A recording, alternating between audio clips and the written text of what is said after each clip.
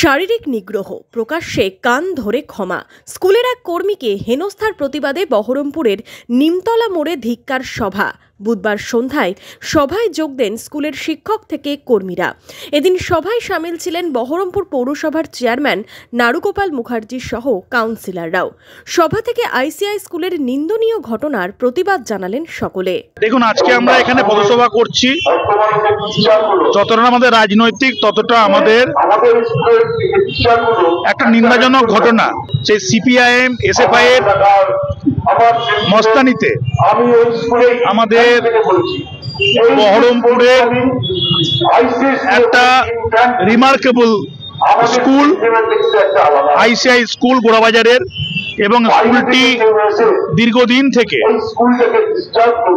প্রচুর গুণী ছাত্র এবং প্রচন্ড উৎকর্ষতার নিয়ে স্কুলটা পরিচালিত হচ্ছে। হারিয়ে যাওয়া সিপিএম আজকে যে জন্তুর মতো আচরণ করেছে একজন স্কুলের শিক্ষাকর্মীকে, যার নাম শচীনাথ মাঝি, একজন সিভিল কাস্ট মানুষকে যেভাবে সবারই সামনে কান ধরিয়ে তাকে মারধর করেছে, আক্রমণ করেছে,